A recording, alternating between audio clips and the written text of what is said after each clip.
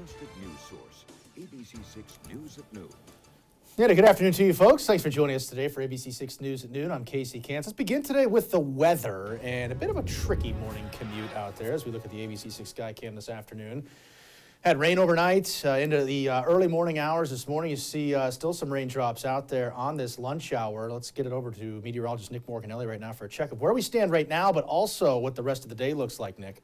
Yeah, Casey, you know, it's misty out there right now, and the harder the precipitation comes down, the more it will change over to snow. So that's what we're looking for in the next couple of hours for that changeover to happen. It's 34 degrees. The dew point is 34. So you've got 100% saturation out there. The temperature can't really fall unless the dew point falls because the temperature never goes below the dew point.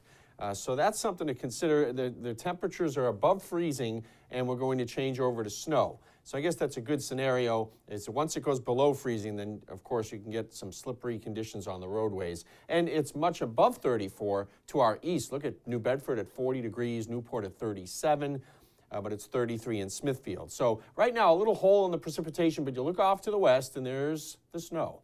And that rain-snow line has been moving along all morning from eastern New York and New Jersey, and now it's pushed into central Massachusetts and even eastern Connecticut. It's right on our doorstep now.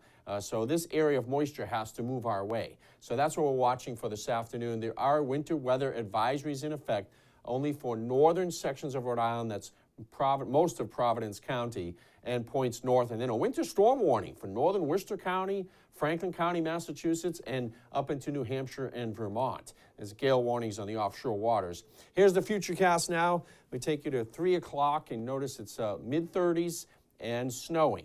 And we go to 6 o'clock. It's starting to wind down, and then it pushes on out. We get some partial clearing in here late night tonight. And we do drop into the upper 20s tonight. So untreated pavement will get slippery, of course, overnight tonight. So breezy conditions too. It becomes windy this evening.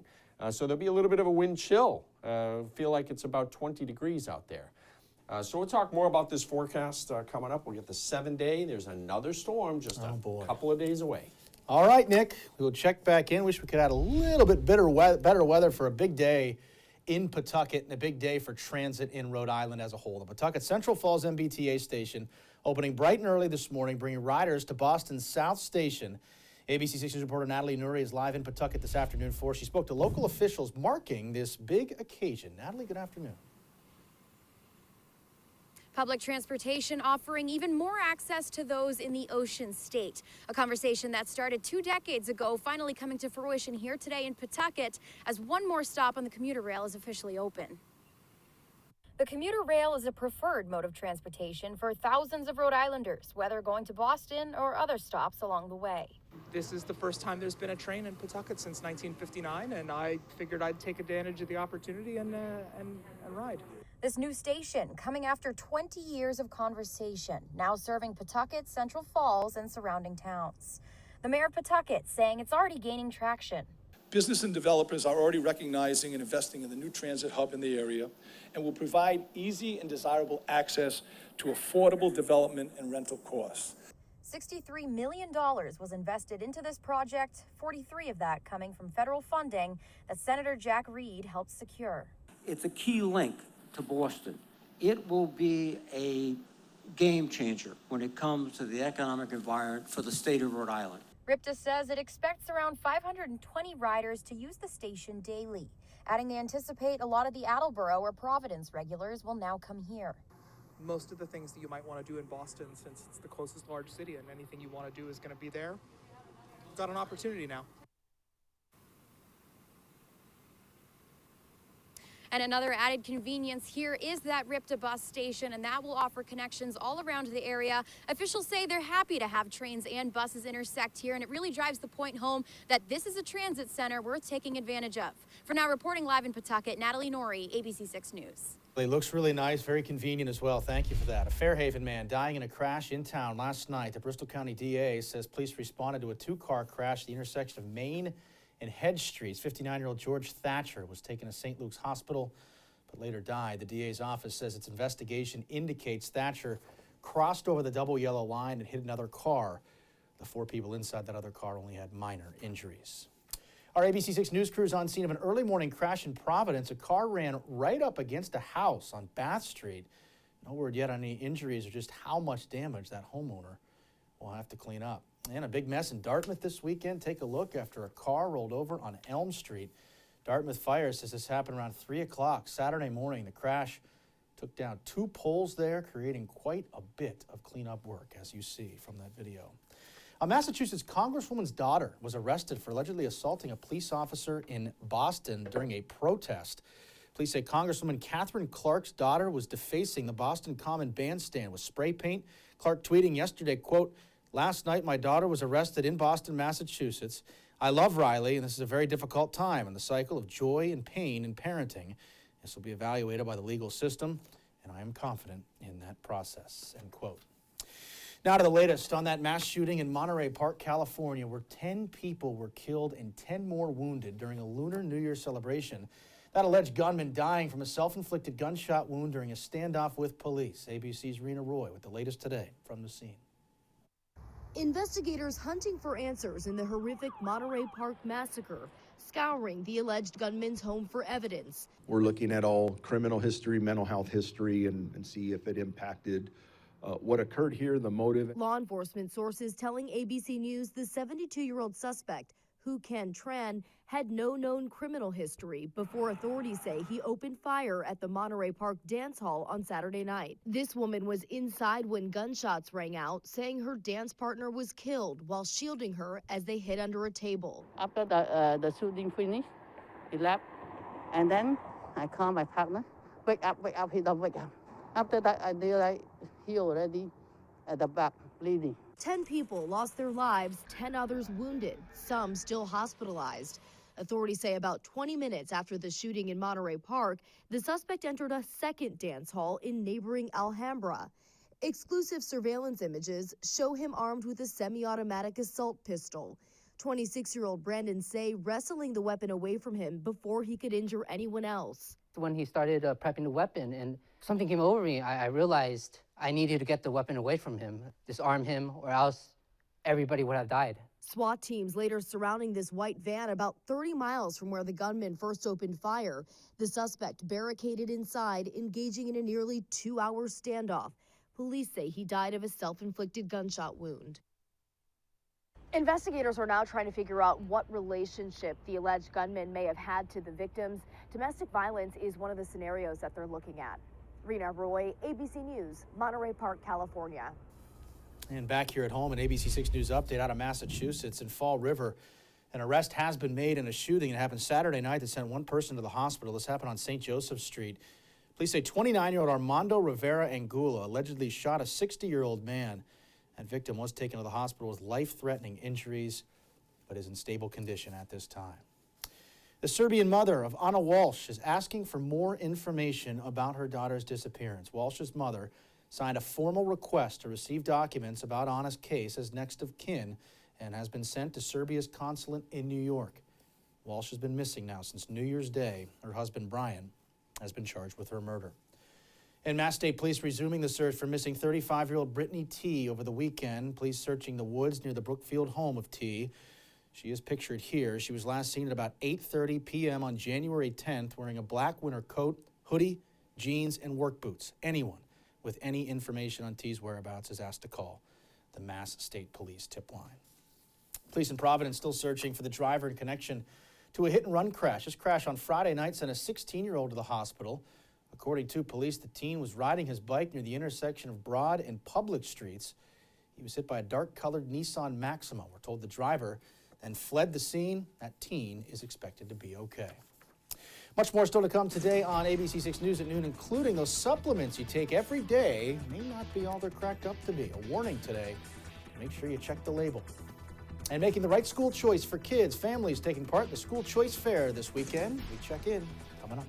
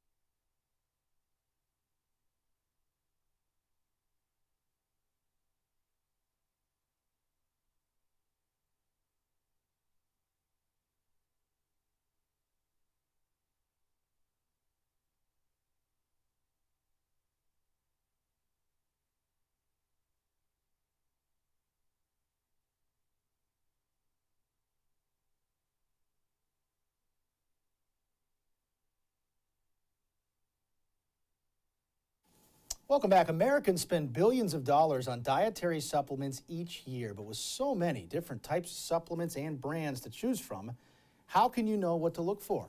Here's ABC's Rena Roy with some tips. Millions of Americans take dietary supplements every day, but not everyone who does understands how supplements are regulated, according to a recent survey by Consumer Reports. About 1/3 of adult Americans who take a supplement believe that the Food and Drug Administration tests supplements both for their efficacy and their safety, and neither of which is the case. It can be hard for consumers to sort through the various claims that manufacturers sometimes make about their supplements. Consumer Reports has some advice about what to look for. They recommend checking the label for certification from the U.S. Pharmacopoeia, or USP, a nonprofit group that sets the most widely accepted standards for dietary supplements. The U.S. Pharmacopoeia confirms that what is on the bottle, whatever is marketed to a consumer, is actually what is contained in the pill itself or gummy or other substance. So that's an important safety check. Other valid third-party testers include ConsumerLab.com, NSF International, and UL Solutions. Consumer Reports says beware when a product says it has a proprietary blend of ingredients. Don't be duped by that phrase, proprietary blend. It has no actual meaning at the FDA or any other federal agency or federal body. It's simply a marketing term that a company can use at their will. And watch out for claims that a supplement treats a disease or a condition, or that it's a scientific breakthrough. All of these things are actually, they run afoul of the FDA and the Federal Trade Commission. You are not allowed to make those types of claims because you have actually not proven it. Consumer Reports says that it's always a good idea to talk to your doctor before thinking about shopping for supplements. Our suggestion always is to speak with your physician, your healthcare provider first, and try to understand why you're seeking that supplement. Rena Roy, ABC News, New York. And more news still to come today at noon. We're also going to get a check of that full forecast with Nick Morganelli. He's got a look at the day ahead, plus the 7-day. It's coming up.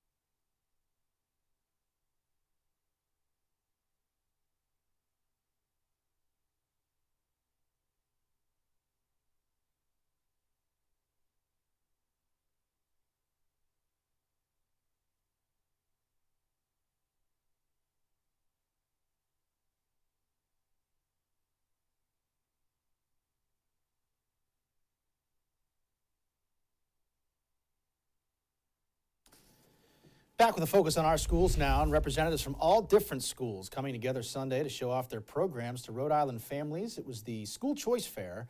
The event promotes public, private, charter, technical, virtual, and religious schools to families to help support their educational choices. The event helps to empower families, giving them a voice to choose the environment that strengthens the educational needs of their children. I think this is important because even someone like me speaking today, it gives a child the site to see that this is possible, that school choice can help you. Finding the best school can help you. But then it also gives the parents a chance to ask questions that they can't find online. And National School Choice Week runs through Saturday, January 28th. The Hamlet Middle School in Woonsocket hosting a charity drive offering clothes, hygiene items, and food to dozens of families in the community in need. The school's cafeteria filled with 2 years of items organizers collected. We're told the charity drive was a huge success and plays a big part in making kids more comfortable in the classroom. Look good, you feel good, and you feel better about yourself. And so maybe for those kids, instead of sitting in a classroom worrying about what they have on, if they can come get some new clothes and, feel better about themselves, they're focusing more on schoolwork. And we're also told the school will look to host another back-to-school event in the summer, and they are accepting donations right now. And now, your ABC6 Storm Tracker weather with meteorologist Nick Morganelli. And good afternoon. We've got some drizzle out there, some rain showers, and it's going to transition as the upper mid levels of the atmosphere get a little bit colder. We're going to see snow. So afternoon light snow and then some evening wind. The wind will ramp up.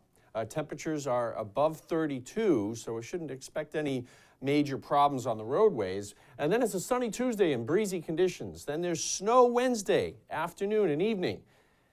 Biggest snowfall so far this season is likely on Wednesday as this system comes in. So we could have a few inches, maybe several, before it changes over to rain. We'll have to see how that all works out. Important update on that storm tomorrow for sure. Storm tracker radar showing a little hole here in the precipitation between New Bedford and Providence, but you look off to the west and we do have the transition here. We go from rain to snow. That rain-snow line's been marching closer and closer all morning long, and it's going to continue to do that. We still have all this precipitation back here. It goes all the way out to central New York and eastern New Jersey, and that has to come through. So we are going to get some snowfall this afternoon. It really won't accumulate all that much because we have the temperatures above 32. The ground is not frozen. A lot of factors, and it's daytime. Even though the sun is weak, there's still some insolation, some solar radiation that comes through the clouds. In any case, here's noontime, this low and getting going and moving away, and we've got that band of snow on its backside moving away. We clear it out tonight, so tomorrow morning we've got some sunshine, a breeze out of the northwest. High pressure is going to be building in. That second cold front moves through to just reinforce the chill. High sitting right on top of us early Wednesday morning, so winds are light and it's very cold. Wednesday will warm up, though, rather nicely before this next system comes in.